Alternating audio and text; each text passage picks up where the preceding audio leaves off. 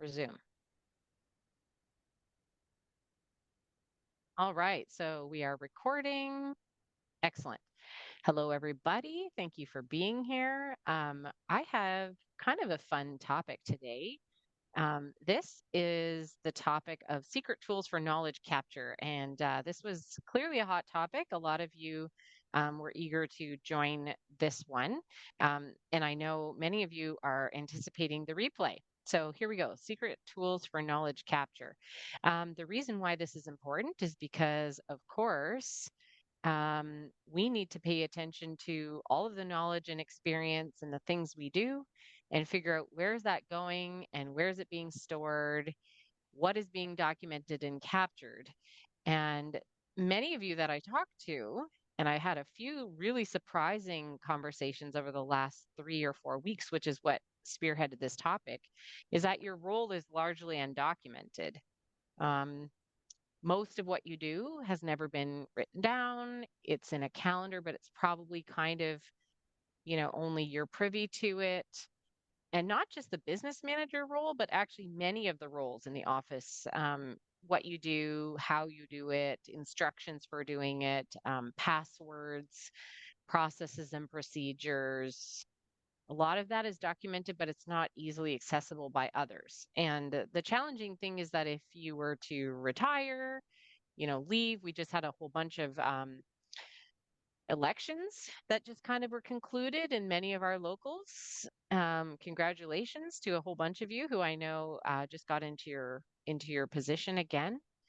So if you're to retire, if you're to leave, if there's an election cycle turnover, if you win the lottery, or you have to get a knee replacement, you know who you are. If anything were to kind of incapacitate you, where is all that information and who's keeping an eye on things? So we need to capture knowledge because if things aren't properly documented, your business is very vulnerable. And many of you have been victims of this situation. I've heard of people who couldn't get into certain accounts because passwords walked out the door with, a disgruntled bookkeeper or office manager. Many of you have said that business managers, the previous one to you, basically walked away with their Rolodex and their manual and didn't share it. Um, there's institutional knowledge that's stuck in people's heads, lessons learned, best practices. There's a lot of reinventing the wheel. There's not a very good way of delegating. It's very hard to assign jobs to somebody else or administrative tasks to other people if it's not captured. There's definitely an increased risk of mistakes, and burnout is going to happen when everything sits on your shoulders. So, you can't take a holiday if you can't pass off some important work to somebody else. So it's very important that we do this. Just so you know the formal terminology for this, we're talking about a business continuity plan. So the process that I'm going to propose to you today, and this isn't going to be a long lesson, but I'm going to actually get into sharing with you some tools later on. So we're going to kind of get into the nitty gritty of it. The process is you want to identify, you want to then document, organize, and then you're going to communicate and share. So you don't want to get it stuck in the document stage or phase of this process. You want to make sure that it's organized, it's easy for people to find. And then, of course, you want to communicate and share it so that people know where you've stored a standard operating procedure, or you've stored a lesson or a method or a tutorial or checklist. Okay, so here's the process we're going to go through. So first, we're going to identify, we want to pick tasks that are repeated often, things that you do on a regular basis in a certain cadence. We want to focus on tasks that only one person knows how to do so that we don't get stuck and we can cross train people more easily. We want to focus on tasks or things that you're frequently interrupted with questions like, how do I do this? This could be for helpful as well if you're delegating to any of your reps, organizers, dispatch, anybody else who's kind of in these support roles. And then if anything is time sensitive or critical to operations, so if you went away for a week and it didn't get done, that would be bad. So here's how you kind of triage and identify what you should capture. Um, Last month, we talked about how to eliminate yourself as the bottleneck, and I provided you with some tools. So go back to that lesson, check for that email. I provided you with some ways of kind of capturing what you might want to delegate. And then now that you have picked from that list, we're kind of taking it one step further. So go back to that exercise, that video, if you want some more tools on how to identify what tasks to delegate. All right, so after we do that, we're going to document. And these are the two secret tools that I want to share with you. One is Loom. And if you and I have had conversations one on one, chances are I would have shared this tool with you. So Loom is a software, and this is best used if you want to make a video where you're walking through a process. Like you want to show somebody how to do something generally with some explanation or commentary. This is for something that is better shown. And there may be software, there may be clicks, there may be, go to this file or go to that file or go to this website or that website, use this software. You want to be able to explain it. You want to be able to provide context. And perhaps you might want to share some kind of tidbits or lessons learned or don't forget this or don't forget that. So Loom is really great if you want to just kind of free form talk and share your screen and walk somebody through something. And I'm going to pull it up and show you how it works. The next tool that I want to share is Scribe. Now, this is something if it's very step by step and very click heavy. So, like, if you want to show something and you need somebody to do something exactly just so, and you don't want them to miss any steps in the process, Scribe is the way to do that. Think of it like a how-to manual or a very clear standard operating procedure. You're going to use Scribe. Now, both of these have a free version and they also have a paid version that's very inexpensive. And usually the reason why you want to upgrade to the paid version is because you've got now 20 or more video. Oh, sorry, my dog is upset by a couple of chipmunks that she sees by the bird feeder. So sorry about that bark in the background if you heard it. So two distinct purposes. Free versions are great. If you want to upgrade, you can, basically because you want more storage capacity. You want to get beyond their 25, free documents that you can make. All right. So, oh yes, I have another video here, just Loom versus Scribe. So Loom is great if you're narrating, you're showing steps, multiple tools like how to submit dues in QuickBooks or maybe like member dispatch software, that sort of thing. Scribe is good if it's very specific instructions on how to do something. Like I have an example here of how to change your email signature. Yeah, very specific. Okay, so let's just jump out of this for a second. I'm going to show you the two tools. Can I just get those live to give me a verbal yes or no if you can now see my Loom? Yes. Yeah. Okay, great. Thank you. Okay, so Loom, you can go to the loom.com website and create a free, you're seeing my account right now, a free account. If you want to upgrade, you can. And then also, if you're using the Chrome browser, you can go to the Chrome extension library and download the free extension. And I love this because then no matter where you are, you can just click on this little guy and it will ask you if you want to show your screen or just a window or a tab or only your camera. You can turn the camera function on or off so you can have the screen in the background with a little cameo of you and your video if you want to include yourself on there. And then, of course, you want to check the microphone. You can give it a few more little features and just hit start recording. It'll give you a countdown and then it's recording your whole screen. What's amazing is you just hit stop recording and then your video automatically pops up into your library. Now, the tricky thing sometimes about video and sharing is that it's a big file. You don't want to make a video on your phone or your computer and then you've got this giant file that's hard to share with people. With this, it's automatic and you can just copy the link. I'm just going to open it up. You can copy the link and you can share it. So you can share it with specific people. You can, share it in different ways. Um, there's a because AI is everywhere, you can download a transcript. So if you want to be able to, just capture the text instructions, you can see who's viewed it. There's different settings on here. You can edit it. You can remove silences. You can cut pieces out, generate a document from it. So there's a lot of things that Loom will do to help you make, an easy transfer of knowledge. I love it. It's so helpful. Everybody on my team will tell you that we use Loom religiously to share information and share instructions and, show people how to do something or walk them through something. So this is Loom. Scribe is the other one. So when you make a Scribe account, you can also download the Scribe Chrome extension, and then you can just get it to start your capture um, wherever you are. But the one thing about this one, and I'm going to show you how, if any of you actually, you get to see this, if any of you get our mailers, it's like usually a custom illustration cartoon card. This is an instruction on how to make the labels for sending these out in the mail. So this is something where it's a very step-by-step instruction.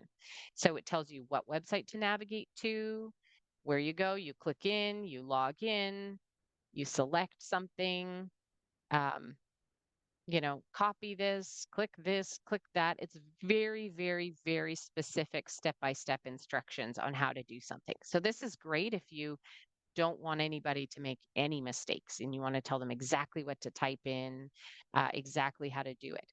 And the cool thing about Scribe is the way you can share it. You can share a link, just like the other one, or you can export it as a PDF. So this is really cool because when you export a document, is it export or export? I don't know. What have we got? We got a pop up here. Always allow. Thank you. So now you've got this awesome PDF with visual instructions that you can print and you can, drop it on someone's desk. You can have it in a binder. If you want to keep it as a physical copy, you can save it and, keep things organized that way. And this is just an incredible manual that you literally made in as much time as it takes you to do the activity yourself. Okay, so these are two game-changing tools. It used to be that you'd have to make a screenshot and like do an instruction and type it all out. You don't have to do that. Now this does it for you right in the moment, which I think is very exciting. Those of us who make these kind of things for a living are happy that there's these sort of tools. Okay, let's go back to our deck. So this is Loom versus Scribe and how to do it. Like I said, there's free versions of these that you can download. And if you want to upgrade because you just want more capacity or you want to be able to kind of make a library and organize it better, you can do that. Share this information with your administration team, your managers, office manager, any of your reps, agents. This is helpful for anybody's work. All right. So once you've done that, then you want to get organized. It's one thing to start documenting things in the flow of work. And I would say like do it as you're already doing something. You don't have to set separate time aside to be like, I am now going to make my how-to videos. No, just if you're going to do something, just remember to hit the record button and make your thing there. Doesn't have to be complicated or take extra time.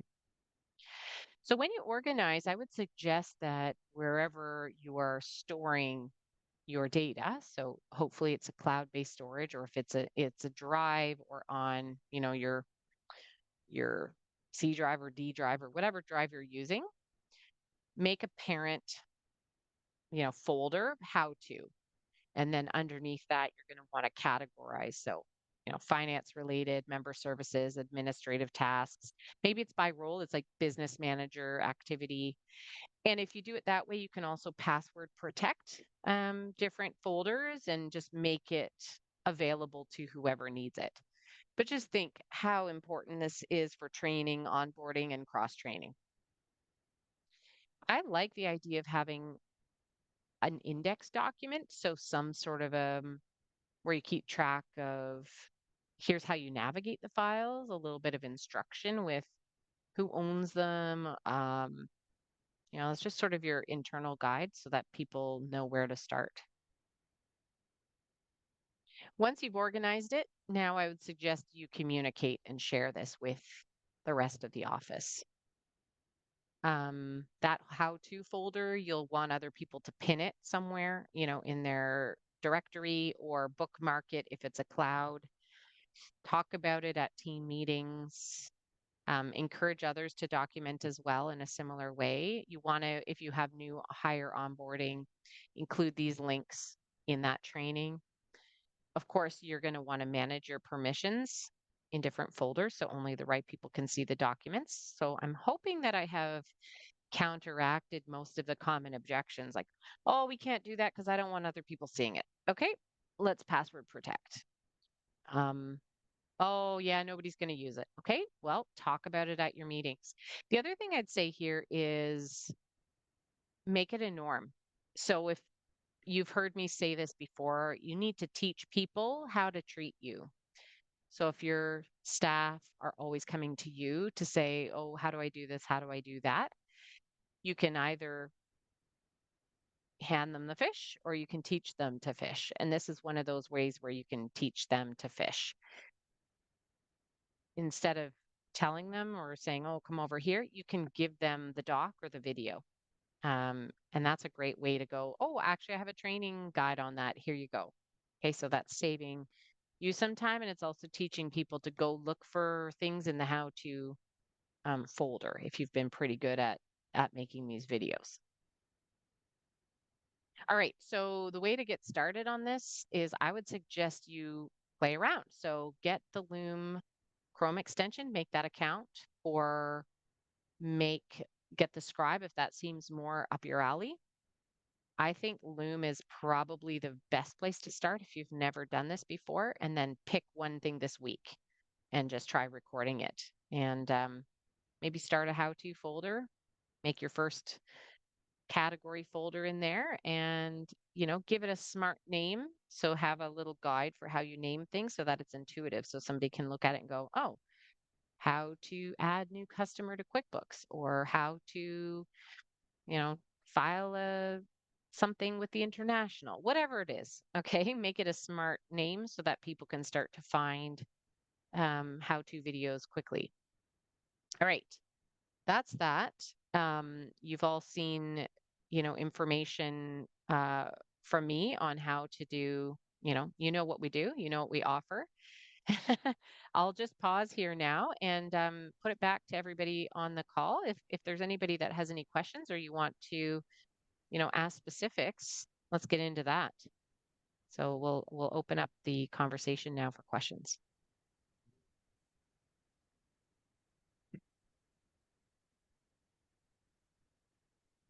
I guess the thing will be is just you got to try it first, and I think there might be questions after the fact, but Sure. I see the use of it. Definitely. I was just thinking about the stuff that again, being a small office, Hmm. people taking holidays, business still has to continue going. So having sort of like a little instructional guide that we could just click on and business carries on.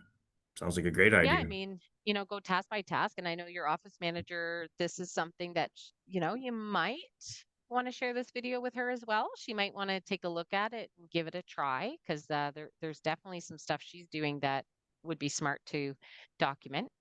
And I know you 100%. guys are a small office, so it'd be a good idea to capture little bits of what she's doing. Oh yeah, it's always in the back of your mind because you never know, right? Things happen Yep. every day. Yeah. Who's going to be in the office? Well, what happens? Yeah, Yep. definitely. I will. Um, I don't know if I'll try it today, but yeah. by the Okay, weekend. well, and yeah, and like let us know if you have any questions or you're struggling with it, feel free to send an email and myself or Lauren or Heather or somebody will get back to you and give you a hand with it for sure. So will you be attaching a link to the minutes at the end of the Yeah, you bet. I'm going to Okay. send you an email right after this with this video, so you can always go back and reference it. And I'll include two links in there, one for the Loom website and one for the Scribe website. So you can always try it out on your own and yeah, get recording. And don't overcomplicate it. Just when you're about to do something, hit record on the Loom. It can always be tidied up after the fact and, edited, whatever. Your first ones aren't going to be perfect, but it's better to get something than nothing. Amazing. Well, thank you. Thanks for being here live. And for those of you who are watching the replay, thanks always. And I'd love to hear your feedback. If you have any ideas for future topics, I'm just kind of going based on what I'm hearing in my conversations and meetings. But if there's anything that you're really wondering about, shoot me a message and we'll do a video on that. Sounds great. Thank you. Thanks again. Happy Thanks. Canada Day, everyone. Have a great day. Bye.